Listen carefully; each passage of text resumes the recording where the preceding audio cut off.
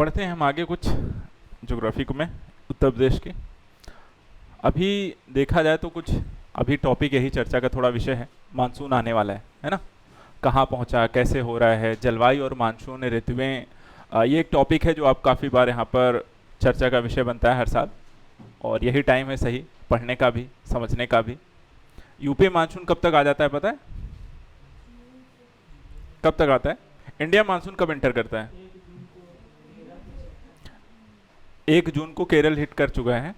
और अब आगे पूरा भारत कवर करते करते कितना टाइम लग जाता है उसे?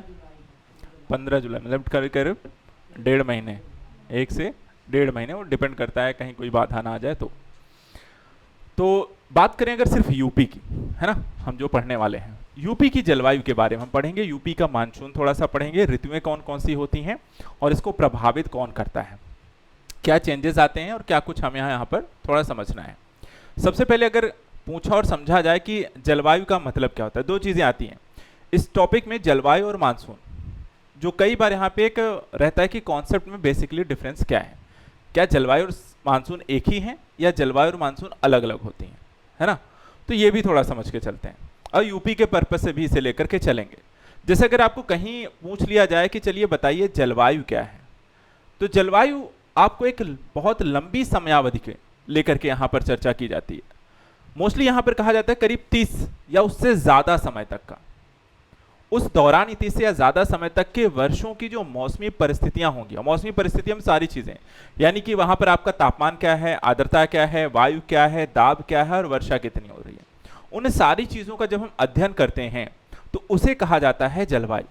जैसे अगर यूपी की जलवायु के बारे में अगर हमें पता करना होगा तो हम 1-2 साल का डेटा नहीं लेंगे, हम क्या लेंगे कि 2026 चल रहा है तो आप 1990 से लेकर के अभी 2025 तक का डेटा उठा करके देखेंगे कि यूपी में मौसम कैसा रहा है, कब कब क्या परिवर्तन आया है, तापमान कितना बढ़ा है, वर्षा कितनी यहाँ पर होती रहती है। एक एवरेज सिस्टम निकाला जाता है हर चीज़ का और उस हिसाब से हम देखते हैं कि आखिर जलवायु किसी क्षेत्र विशेष की आपको कैसी पाई जाती है। और इसी के आधार पर वैज्ञानिकों के द्वारा जलवायु का वर्गीकरण किया जाता है कि हर एक क्षेत्र की जलवायु मोस्टली कैसी होती है। कभी कभी आप देखते हैं कि किसी वर्ष बहुत ज़्यादा वर्षा हो जाती है, किसी क्षेत्र में सूखा पड़ जाता है, कभी किसी क्षेत्र में बहुत गर्मी पड़ रही है तो कभी बहुत ठंडी पड़ जाती है। तो ये कभी कभी होता है, लेकिन एवरेज कैसा रहता है तापमान, वो डिफाइन करेगा कि आपकी जलवायु कैसी है। जैसे अगर हम बात करें कि उत्तर प्रदेश के, अगर हम 30 साल का यहाँ पे अनुभव करें या देखें तो आपको क्या बताता है कि यूपी की जलवायु अगर आपसे पूछा है कैसी है तो आपको बताना है कि यहाँ पे उष्णकटिबंधीय मानसूनी है और इसमें आपको विभिन्न क्षेत्रों में एक स्पष्ट भिन्नताएं भी पाई जाती हैं।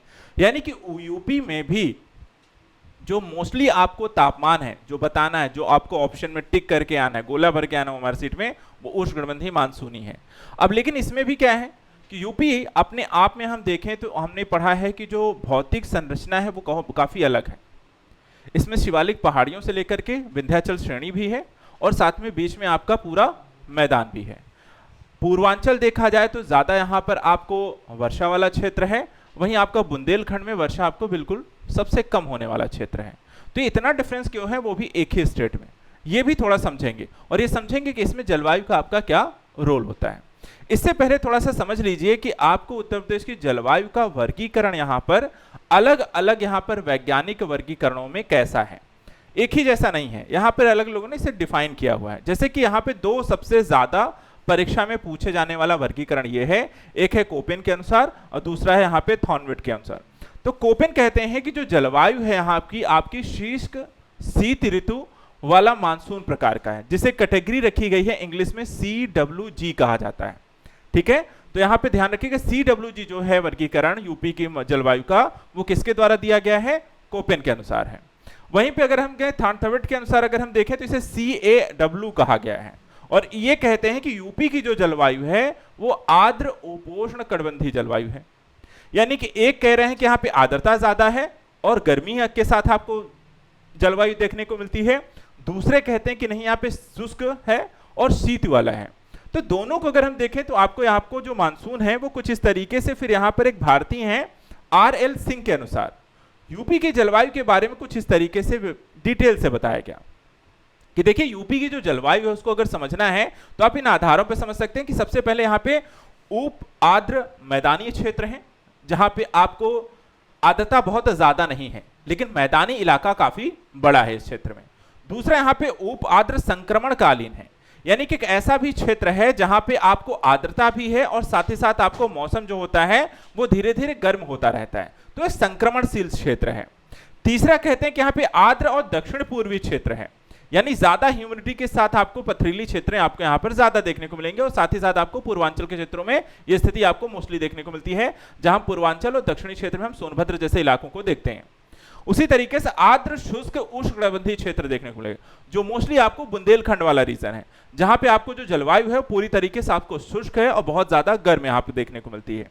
और उसके बाद एकदम आपको देखा अर्ध शुष्क उष्णकटिबंधीय क्षेत्र हैं, जो ललितपुर जैसे जो एरिया आपको इसमें देख लिए जाते हैं, आपको वहां पर और भी ज्यादा शुष्कता देखने को मिलती है। तो ओवरऑल अगर हम देखें यूपी का जो जलवायु क्षेत्र है वो आपको अलग अलग स्ट्रक्चर में संरचना के हिसाब से, भौतिक संरचनाएं, आर्द्रता, तापमान, वो सारी चीजें जो हमने अभी देखी वो डिफाइन करती हैं कि यूपी एक जैसी जलवायु नहीं है, अलग अलग हिस्सों में एक अलग अलग तरीके की जलवायु देखने को मिलती है। समझ गए? लेकिन यहां पर इसको ध्यान रखिएगा क्योंकि ज्यादातर ये हिस्सा आपसे पूछा जाता है, ये दोनों काफी इंपॉर्टेंट है एग्जाम के पर्पज से, तो इसको रिवाइज रखिएगा। अब चलिए थोड़ी सी भौतिक संरचना देखते हैं। ठीक है, ये यूपी है। अब आपसे पूछा जाए कि चलिए किसी भी क्षेत्र की जलवायु को प्रभावित क्या क्या करता है, हम यूपी को इसमें सेंटर में रखकर देखते हैं। अब यूपी के पर्पस से अगर हम देखें कि यूपी ये क्षेत्र है और इस क्षेत्र में आपको एक तरफ शिवालिक पहाड़ियां हैं, दूसरी तरफ आपको मैदानी क्षेत्र हैं, फिर आपको बुंदेलखंड का रीजन है, इसके अलावा समुद्र से हम बहुत दूर हैं, हमारे कोई समुद्री एरिया नहीं है यूपी का। और ऐसे क्षेत्र में अगर हम देखें तो यहाँ पे जलवायु आपको क्या क्या प्रभावित करता है, तो कहते हैं कि सबसे पहली चीज अक्षांशीय स्थिति को देखिए। अक्षांशीय में हमने क्या पढ़ा है, उत्तर प्रदेश कैसा है, किस अक्षांश में है यूपी? उत्तरी अक्षांश पूर्वी देशांतर। ठीक है, तो अक्षांश अगर मैं पूछूं तो आपको क्या बताना है, उत्तरी अक्षांश में है। तो यूपी जो है अक्षांश में क्या है, उत्तर से गुजरता है, जहां पे तापमान का जो अंतर है वो इसलिए काफी ज्यादा ड्रास्टिक देखने को मिलता है कि ठंडी में बहुत ज्यादा ठंडी पड़ने लगती है और गर्मी में बहुत ज्यादा आपको गर्मी देखने को मिलती है। लेकिन ठंडी समझ में आती है क्योंकि हिमालय का एरिया है, इस कारण से ये ठंड देखने को मिलता है, उत्तरी अक्षांश में इसलिए ठंड देखने को मिलती है। लेकिन गर्मी इतनी ज्यादा क्यों देखने को मिलती है, तो उसका एक बड़ा कारण है महाद्वीपीय आपको भिन्नता, जो कि महासागरों से बहुत ज्यादा दूरी है। और जब महासागरों से आप बहुत ज्यादा दूर होते हैं तो वहां पे ग्रीष्मकाल क्षेत्र में बहुत अधिक आपको गर्मी पड़ती है और आपको शीत ऋतु में इसी कारण ठंड भी पड़ती है। जैसे हम भारत के अगर आप गुजरात, महाराष्ट्र, केरल और आंध्र बाकी इन एरिया को देखते हैं, यहाँ का जो तापमान में जो भिन्नता है वो आपको बहुत कम देखने को मिलता है। सर्दी, गर्मी, बरसात वाला जो सीजन आपको तीन मौसम में उत्तरी क्षेत्रों में देखते हैं, इसका प्रभाव आपको बहुत कम देखने को मिलेगा साउथ में। वहां पे आर्द्रता बहुत ज्यादा है, ह्यूमिडिटी बहुत ज्यादा है। ठीक है, लेकिन यहां पर इस क्षेत्र में आपको ऐसा देखने को नहीं मिलता, उसका एक बड़ा कारण है महासागर। तीसरा यहाँ पे रीजन आता है हिमालय। हिमालय क्या करता है, हिमालय अगर आपको पता है कि रशिया में और चाइना जैसे देशों में जब ठंड पड़ती है तो बर्फीली हवाएं चलती हैं, मोटी मोटी बर्फ की चादरें जमा हो जाती हैं। लेकिन यूपी जो कि आपको हिमालय के रीजन में है और उसी क्षेत्र से आपको उत्तरी अक्षांश में है, फिर भी ऐसी चीजें आपको दिखाई नहीं देती हैं। रीजन क्या है, तो वो है हिमालय, जो कि उन हवाओं को आने से यूपी की तरफ या भारत की तरफ रोक देता है। ठीक है, तो यहां पर अगर हम देखें हिमालय जो है ठंडी हवाओं को रोकता है, और एक बड़ा कारण यह भी है कि जो मानसून एंटर करता है तो इनसे टकरा करके जो वर्षा होती है जो आपको चाइना की तरफ जाने उसे रोक देता है, और रोकने के कारण ये जो बादल होते हैं वो यहीं आसपास क्षेत्रों में, उत्तरी क्षेत्रों में वर्षा करते हैं। तो दोनों रीजन काम करता है, बहुत ज्यादा ठंड से बचाता भी है और वर्षा भी आपको कराने का कारण हिमालय एक प्रमुख रीजन है। फिर इसमें एक रोल आता है कि जलवायु को क्या दाब और हवाएं भी प्रभावित करती हैं। तो दाब और हवाएं देखा जाए तो क्या है, ग्रीष्म में आपको देखा जाए जब गर्म क्षेत्र होता है तो हवाएं क्या होती हैं, गर्म होने के कारण हल्की हो जाती हैं, और हल्की होने के कारण क्या होती हैं, ऊपर की ओर उड़ती हैं। ऊपर की ओर उड़ती हैं तो नीचे क्या बन जाता है, एक वैक्यूम सा बन जाता है। जो वैक्यूम बनता है वहां पे फिर क्या होती हैं, ठंड हवाएं जो होती हैं एंटर करती हैं, और जब वो ठंड हवाएं देखा जाए तो आपको बादलों के साथ गर्म हवाओं के साथ मिलती हैं, तो ये बादल नुमा संरचना और उसके कारण आपको बरसात कराती हैं। तो इस तरीके से क्या होता है, दाब और हवाओं का पूरा खेल है, जिसके कारण यहाँ पर जब ये गर्मी के दिन आते हैं जिसके कारण बहुत ज्यादा हीट होती है, यहाँ पे एक निम्न दाब का क्षेत्र बनता है, और जब मानसून एंटर करता है, जब इस क्षेत्र में पहुंचता है हिमालय और उसकी संरचनाओं के कारण प्लस बादल की संरचना बनती है और यहाँ पर आपको अच्छी खासी वर्षा होती है। फिर एक होता है कि आपको कभी कभी जो कहते हैं कि जेट स्ट्रीम के कारण भी कभी कभी ठंड में आपको बारिश होती हुई दिखाई देती हैं, या हम कह सकते हैं कि मानसून से पहले या गर्मी के दिनों में भी आपको बारिश हो जाती है। तो उसका एक रीजन जो होता है वो होती है आपको जेट स्ट्रीम, जो कि शीतकालीन वर्षा और मानसून आगमन को प्रभावित करती हैं। तो यूपी की जलवायु को अगर आपको लिखना हो क्या क्या चीजें प्रभावित करती हैं तो लिख सकते हैं आप, है ना। क्या हो गया, अक्षांशीय की स्थिति को बताना है, दूसरी महाद्वीपता कि हम यूपी जो है महासागर से बहुत दूर है, तीसरा यहाँ पे देखा उत्तरी क्षेत्र में आपको हिमालय की उपस्थिति है, इसके अलावा दाब और हवाएं हैं जो गर्मी और निम्न वायुदाब और यहाँ पे उच्च वायुदाब का क्षेत्र बनाते हैं, और जेट स्ट्रीम की पवनें जिसके कारण आपको वर्षा ऋतु के इतर आपको बारिश भी आपको देखने को मिलती है। ठीक है, क्लियर है, आगे बढ़े। अब आता है उत्तर प्रदेश के जलवायु क्षेत्र, यानी अलग अलग हिस्सों में कितना तापमान है, किस क्षेत्र में कितनी वर्षा होती है, वो सारी चीजों को लेकर के थोड़ा सा हम मैप को अलग अलग हिस्सों में डिवाइड करके पढ़ते हैं। जैसे एक रीजन बताया गया था कि आपको यूपी का एक हिस्सा जो है अर्ध नम युक्त महाद्वीपीय स्थिति को धारण करता है, तो ऐसा कौन सा हिस्सा है, तो यह हिस्सा है उत्तरी गंगा का मैदान। यूपी का उत्तरी गंगा मैदान कौन सा पड़ेगा, ठीक है, इस हिस्से की ओर जहां से गंगा उत्तराखंड से होकर के यूपी में आपको प्रवेश करती हैं। अब यहां पर कहा जाता है यहां का जो तापमान होता है वो जुलाई के दौरान यहाँ पे 25 से 40 डिग्री होता है, और साथ ही जनवरी के दौरान यहाँ का तापमान आपको 17 से 25 डिग्री एवरेज आपको देखा जाता है। वर्षा की बात करें तो इस क्षेत्र में 75 से लेकर के 150 सेंटीमीटर तक की वर्षा देखने को मिलती है, और विशेषताएं मूलतः यह है कि गंगा का मैदान होने के कारण आपको एक सामान्य जलवायु क्षेत्र की देखने को मिलेगी, यानी हर तरीके की स्थितियां बहुत चरम भी नहीं है और बहुत ज्यादा यहाँ पर आपको न तो गर्मी है न तो ठंडी है। हाँ, एक हाइट तक आपको 40 डिग्री तक का तापमान भी है, तो आपको ठंड में के दिनों में भी आपको एवरेज तापमान मिलेगा, बारिश भी ठीक ठाक हो जाती है। फिर जैसे ही आप उत्तरी क्षेत्रों से थोड़ा सा और नीचे आते हैं तब आपको जो तापमान होता है या जो कह सकते हैं जलवायु होती है वो थोड़ा संक्रमणकालीन होती है। संक्रमणकालीन कैसे कि अर्ध नम युक्त संक्रमणकालीन जो क्षेत्र होता है वो आपका पूर्वी उत्तर प्रदेश की तरफ प्रवेश करते हैं, 25 से 40 डिग्री का तापमान रहता है, 10 से 25 आपको ठंड रहती है, वर्षा 100 से 200 सेंटीमीटर होती है। यानी यूपी का जो पूर्वी क्षेत्र है वहां पर आपको वर्षा ज्यादा होती है, किस हिस्से के बजाय, आपके उत्तरी क्षेत्रों या पश्चिमी क्षेत्रों की अपेक्षा। और यहां पर देखा जाए जो पश्चिम की तुलना में सबसे ज्यादा आपको वर्षा आपको इस क्षेत्र में देखने को मिलती है। इसके बाद आता है जो तीसरा क्षेत्र है जिसे हम कहते हैं नम युक्त दक्षिणी पूर्वी क्षेत्र। ये देखा जाए तो मोस्टली जो दक्षिण, ये आपको सोनभद्र वाला इलाका है उसको हम कहते हैं, जो आपको पूर्वांचल के हिस्से में है, साथ ही साथ आपको गोंडवाना लैंड से रिलेट करता है जो पथरीली जमीन भी है, तो दोनों का सम्मिश्रण यहाँ पे देखने को मिलता है। इसी कारण आपको 25 से 35 और 12 से 27 का तापमान डिफरेंस आपको अलग अलग समय में देखने को मिलेगा। 100 से 200 सेंटीमीटर वर्षा का भी अच्छा रीजन आपको माना जाता है, और अधिक नमी वाली जलवायु यानी आर्द्रता आपको यहाँ पर देखने को मिलती है। इसके बाद चौथा यहाँ पे आता है जो हम कहते हैं अर्ध शुष्क उष्णकटिबंधीय, जो ललितपुर वाला एरिया यहाँ पर आपको देखने को मिलेगा। वहां पर भी तापमान आपको 40 और ठंड के दिनों में 15 तक चला जाता है, काफी एक ड्रास्टिक चेंज है। 50 से 100 सेंटीमीटर वर्षा, यानी कि वर्षा की मात्रा यहाँ पर आपको शुष्कता बढ़ने लगती है, कम हो जाती है, और आपको बुंदेलखंड जैसे रीजन के साथ कनेक्ट होने के कारण ये आपको शुष्कता ज्यादा देखने को मिलती है। और सबसे ज्यादा जो अर्ध शुष्क वाले एरिया हैं, जो हम और भी आपको पश्चिमी हिस्से में प्रवेश करते हैं दक्षिण से होते हुए, उसमें आपको देखा जाए तो ज्यादातर पश्चिमी सहारनपुर है, शामली है, मथुरा और आगरा का रीजन है, जहां पे आपको तापमान भी ठीक ठाक है, वर्षा भी बहुत कम होती है, और सबसे शुष्क क्षेत्रों में से भी इसे कहा जाता है। ये तो हो गया जलवायु। इसके बाद आता है मानसून। जैसे हमने कहा कि जलवायु का अपना एक कॉन्सेप्ट है, उसी तरह क्या मानसून का भी अपना एक कॉन्सेप्ट है।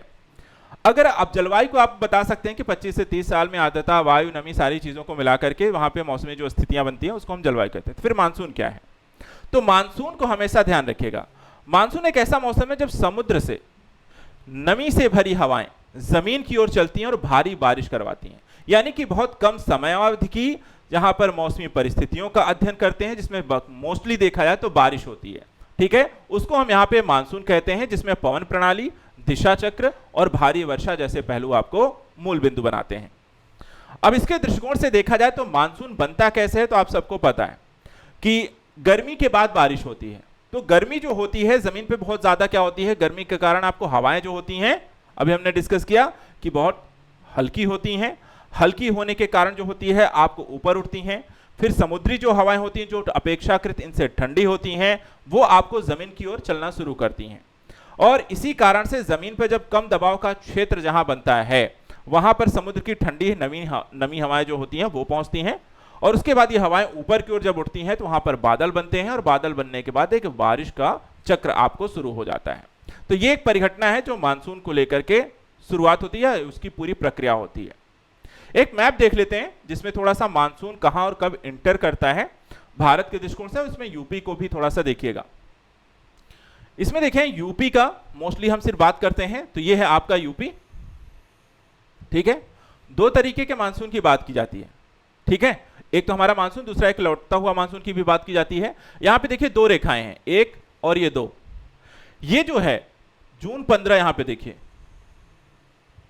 ठीक है, ये अभी का समय बताया जा रहा है जो गर्मी के दिनों में होता है, जून से जुलाई के बीच का जो समय होता है ये मानसून की एंट्री का टाइम होता है। लेट हो गया तो अभी जैसे बताया जा रहा है, जो एक दो दिन पहले का भी हाल बताया गया कि यूपी का में जो मानसून अब आने वाला है, क्योंकि लेट है तो वो 20 से 25 जून में आएगा। मानसून अगर टाइम पे रहता है तो यूपी में मानसून को एंटर कब कर जाना चाहिए, 15 जून तक एंट्री हो जानी चाहिए। अगर लेट होता है तो ये आपको अब जो अभी लेटेस्ट है 2 दिन पहले का कि यूपी में मानसून इस साल 20 से 25 जून तक आएगा, ठीक है। तो ये होता है, यहां पर आपको एंट्री पॉइंट भी है। अब इसके बाद आता है कि अगर जो एक लौटता हुआ भी मानसून होता है, लौटता हुआ मानसून कब यूपी में एंटर करता है, तो 1 अक्टूबर, ठीक है, 1 अक्टूबर को लौटता हुआ मानसून यूपी में इंटर करेगा। लेट होता है उसमें भी आपको आगे पीछे हो सकता है। तो 15 जून को यहां पर जो मानसून का सीजन है और फिर लौटता हुआ मानसून आपको 1 अक्टूबर, जो कि यूपी के पर्पज से हम देखते हैं यहां पर आपको घटनाक्रम होता है। वहीं आपको भारत में जो मानसून को लेकर के जो इंपॉर्टेंस पर्सपेक्टिव है वो ये है कि देखिए भारत में मानसून को खेती के दृष्टिकोण से सबसे ज्यादा इंपॉर्टेंस दी जाती है, क्योंकि इसी जैसे ही बारिश शुरू होती है किसानों के द्वारा जो होती है जुताई बुआई और बाकी सारी प्रक्रियाओं का काम शुरू, धान की जो रोपाई होती है वो मानसून में बारिश पर यहाँ पर डिपेंड करती है। तो बहुत इंपॉर्टेंट है ये जब मानसून आपको शुरू होता है, और ये हम कहते हैं दक्षिण पश्चिम मानसून एक होता है और दूसरा होता है उत्तर पूर्व मानसून। तो दो तरीके के हैं। अब इसमें अगर हम देखें कि जो दक्षिण पश्चिम मानसून है उसका समय कब से कब तक होता है, जून से सितंबर के बीच, ठीक है। और ये सबसे बारिश का मुख्य जो रीजन होता है या सबसे ज्यादा जो बारिश होती है भारत में उसका कारण होता है हमारा दक्षिण पश्चिम मानसून।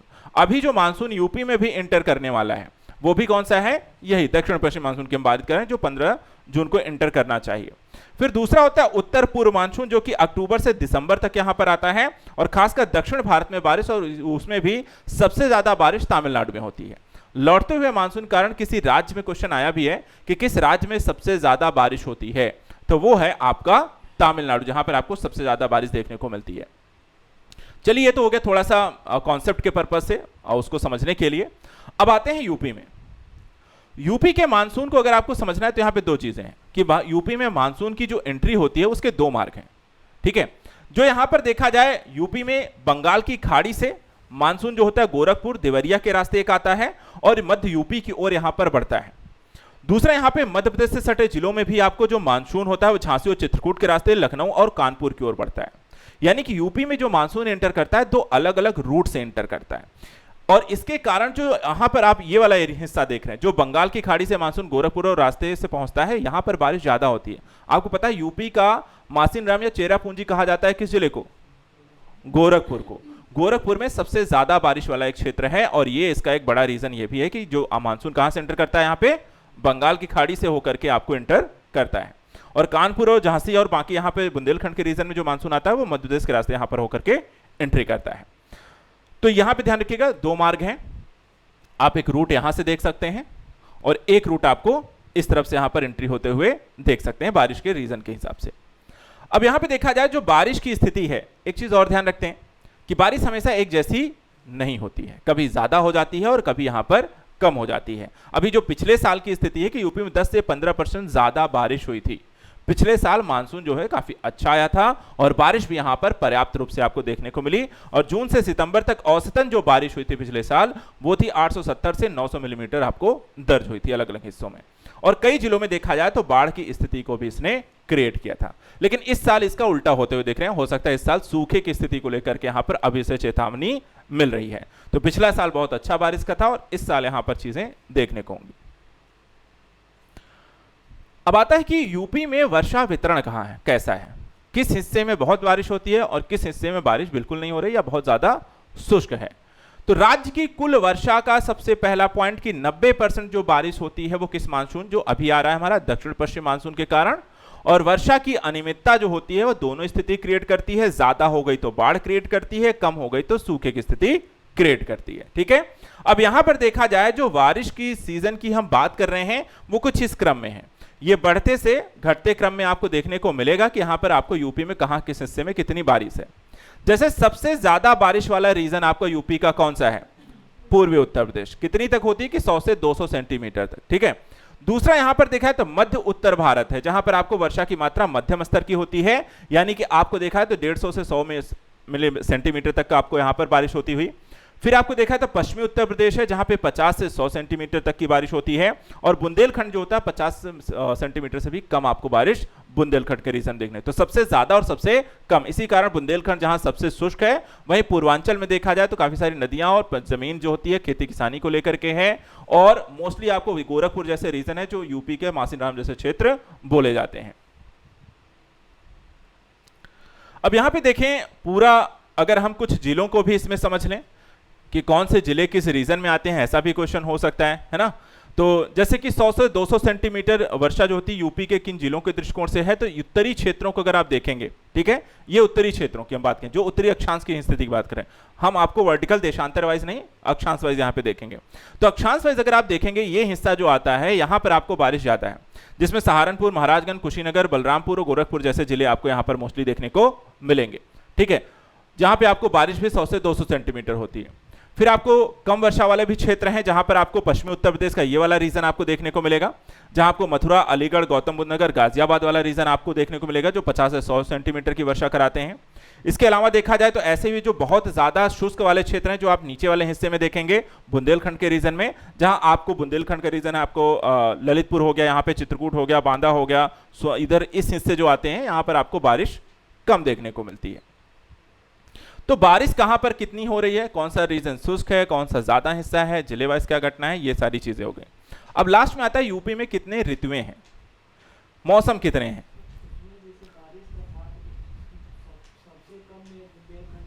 हाँ, सबसे कम वाला बुंदेलखंड का रीजन ये है ना कि बहुत कम वर्षा। रीजन बुंदेलखंड का अगर आपने मैप में देखा हो तो मथुरा यहां पे है, आपका मथुरा और आगरा ये रीजन है, ये राजस्थान से है, राजस्थान ऑलरेडी पूरा शुष्क है आप देखिए तो। ठीक है, और ये पूरा हिस्सा जो आता है ललितपुर का रीजन, मथुरा और आगरा का ये रीजन आपको पूरा का पूरा सबसे ज्यादा शुष्क है। ये हिस्सा जो होता है पूर्वांचल, जैसे सोनभद्र भी पथरीली जमीन है, लेकिन यहाँ बारिश आपको अच्छी खासी होती है। प्रयागराज के हिस्से को देखिए, यहाँ भी बारिश आपको ठीक है, लेकिन जैसे ही आप इस हिस्से की ओर प्रवेश, क्योंकि हमारे यहाँ मानसून कैसे एंटर करता है, हमारा जो मानसून आता है जो ज्यादा वर्षा कराता है वो बंगाल खाड़ी से आता है, और बंगाल खाड़ी जब आप इस तरफ आएंगे तो क्या होगा, बारिश पहले ही हो चुकी है, तो बादलों में पानी ज्यादा रहता ही नहीं है, तो जब वो इस तरफ तक आती है ना तो वहां पे बारिश रहता ही नहीं है, उस कारण से यहाँ पे एरिया शुष्क हो जाता है और बारिश यहाँ पे बहुत कम होती है, इसलिए ये हिस्सा मोस्टली यूपी का सूखाग्रस्त है। देखिए अभी हमने एक सूची दिखाई आपको, ये है, ठीक है। अब यहां पे जब कम वर्षा का मतलब है कि 50 से 100 सेंटीमीटर, और बहुत कम का मतलब है कि 50 सेंटीमीटर से भी कम बारिश की स्थिति का क्रिएट होना। उस लिहाज से आपको यह ध्यान रखना है कि यूपी में बारिश जो होती है मोस्टली यहां पर इस हिस्से में होगी, ऊपरी हिस्से में। उसके बाद आपको ये सबसे शुष्क एरिया है, यहां पे आपको जो बारिश हो रही है वो मीडियम क्लास की आपको देखने को मिलेगी, यहां पे आपको अर्धशुष्क वाली की स्थिति है, और इसके बाद ये सबसे जो हिस्सा है ये इस तरीके से भी और इस तरीके से भी है। इस कारण से क्या है ना कि कई बार ज्योग्राफी में जो मैप इसीलिए हम कह रहे हैं कि एरिया वाइज हम जो मानसून एक यहां एंटर करता और एक इधर से एंटर कर रहा है, दो तरफ से यूपी में मानसून एंटर कर रहा है, ठीक है। तो यहां से जो होता है वो सबसे ज्यादा बारिश करा रहा है, फिर ये आपको जो एंट्री भी हो रही है वो ऐसे निकल जाती है, तो बारिश का सीजन भी ऐसे ही है, जो यहां से निकल रहा है वो ऐसे निकल जा रही है। तो ये वाले हिस्से में तो दोनों को नहीं मिल रहा, इस वाले हिस्से को दोनों को नहीं मिल रहा, क्योंकि ये एंट्री भी कहां से कर रहा है, यहां से होते हुए कानपुर लखनऊ की तरफ जा रहा है, और ये वाला भी आपको एंट्री करता है वो इधर निकल जा रहा है, तो इस हिस्से की तरफ तो कोई पहुंच ही नहीं रहा ना। ये ललितपुर, मथुरा, आगरा वाला जो रीजन है, इसी कारण दोनों तरफ से ये जाता है। अगर ये मानसून पूरी तरह या तो इधर से एंटर कर रहा होता या तो ऐसे आ रहा होता तो इधर बारिश हो रही होती, इनको नहीं मिल रहा होता। लेकिन ये ऐसे रीजन में फंस गए हैं कि जहां पे आपको बारिश को दोनों एंगल से ये चूक जाते हैं। चलिए बात करते हैं मौसम का। आप सबको पता है 4 तरीके के मौसम है या 3 तरीके के, कितने मौसम आते हैं? 3 आते हैं, ऋतु में 3 ही है। अच्छा, एक काफी बार होता है कि बसंत को बोला जाता है, बसंत ऋतु की खासियत क्या है और कब आता कब है? बसंत पंचमी मनाई जाती है। अच्छा, वर्षा का तो पता है कि बारिश होती है, ग्रीष्म ऋतु का पता है कि भाई गर्मी पड़ती है, शीत ऋतु का पता है कि ठंडी पड़ती है, बसंत ऋतु का मतलब क्या है और कब आता है? सीजन कब आता है? किस दो मौसम के बीच का सीजन है? शीत और ग्रीष्म ऋतु के बीच का जो समय है वो वसंत ऋतु होती है। वसंत ऋतु की खास बात यह है कि ना बहुत ज्यादा गर्मी पड़ रही होगी ना बहुत ज्यादा ठंडी पड़ रही है। रीजन सिस्टम ऐसा होगा कि ठंडी जा रही होगी और गर्मी की शुरुआत हो रही होगी, तो टेम्परेचर बहुत नॉर्मल रहता है आपको। साथ ही यहाँ पर जो पेड़ पौधे रहते हैं वो पतझड़ का एक मौसम होता है जहाँ पेड़ अपने पत्तियां गिराते रहते हैं, नई पत्तियों का सीजन भी वहां पर आपको आता हुआ दिखाई देता है। और धीरे धीरे आपको गर्मी जो होती है वो आती हुई उसका जैसे जैसे समय बीतता जाता है या दिन से दोपहर की तरफ आप बढ़ते हैं, तापमान भी आपको थोड़ा बढ़ता हुआ दिखाई देता है। अच्छा, दिन की अवधि में क्या अंतर आता है? बड़ा होता है या छोटा होता है? रातें बड़ी हो जाती हैं, रातें छोटी होती हैं। हाँ, दिन क्या होता है? बढ़ने लगता है और रात की जो समयावधि होती है वो भी छोटी होने। तो ये सारा जो है चेंजेस हैं आपकी वसंत ऋतु। टोटल यहाँ पे 4 हैं। शीत ऋतु जहाँ पे ठंड ज्यादा है, कोहरा ओस शीत जैसी लहरें आपको देखने को मिलती हैं, तापमान जो होता है 5-10 डिग्री सेंटीग्रेड, कई इलाकों में आपको 0 भी पहुंच जाता है। और इसके अलावा यूपी की सिर्फ अगर हम बात करते हैं तो यहाँ पे औसत तापमान आपको 15 डिग्री सेंटीग्रेड तक भी देखने को मिलेगा। पश्चिमी विक्षोभ के कारण आपको कभी कभी वर्षा भी आपको ठंड के दिनों में देखने को मिलती है। ठीक है, इसके अलावा हम देखें दूसरा जो मौसम है ग्रीष्म ऋतु का मौसम है, जो आपको मार्च से जून मध्य तक की बात किया है कि 15 जून तक अभी हमने देखा कि बारिश होती है, एंटर करती है यूपी में। तो जून मध्य की बात है, 42 डिग्री के तापमान, जो इस साल तो और भी क्रॉस हो गया, 48 तक पहुंच रहा था बांदा। ठीक है, तो इस ऋतु में लू चलती है, धूल भरी आंधियां देखने को मिलती हैं और बहुत ज्यादा गरज चमक के साथ आपको बीच बीच में बारिश भी देखने को मिल जाती है। और बुंदेलखंड में आपको सबसे ज्यादा, जो कि बांदा आप देख रहे थे 48 और प्रयागराज देखिए 47 टच हो रहे थे। इसके बाद फिर आता है बारिश का सीजन, जो कि दक्षिण पश्चिम मानसून के कारण आता है। वर्षा ऋतु जो जून से लेकर के सितंबर तक का मौसम यहाँ पर कहा जाता है, और ये आपको देखा जाए तो केरल में 1 जून को और यूपी में 15 जून को एंटर करता है। यूपी में जो बारिश होती है उसका कारण है बंगाल की खाड़ी से एंटर करने वाला अरब सागर की एक शाखा भी आती है, और वर्षा की मात्रा पूर्व से पश्चिम की ओर आपको घटती चली जाती है, यानी यूपी का पूर्वी हिस्से से पश्चिमी हिस्से की तरफ।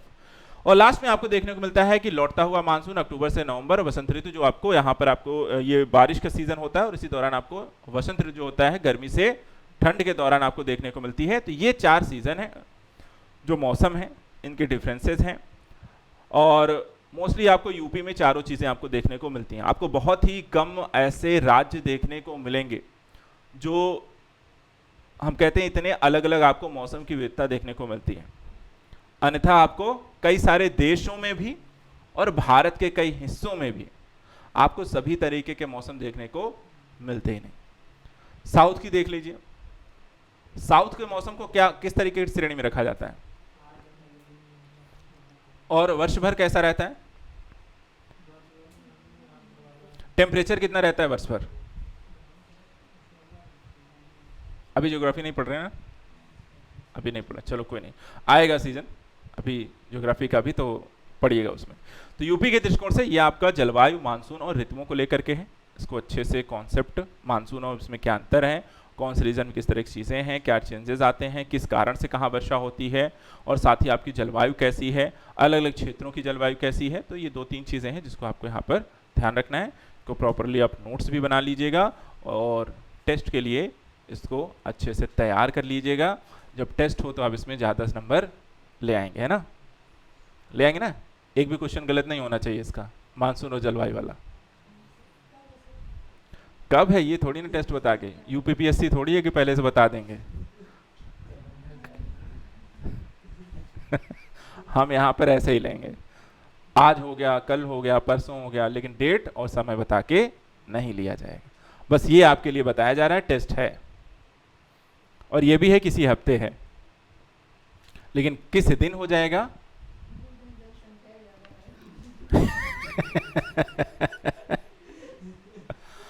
चलिए देखते हैं किसी दिन।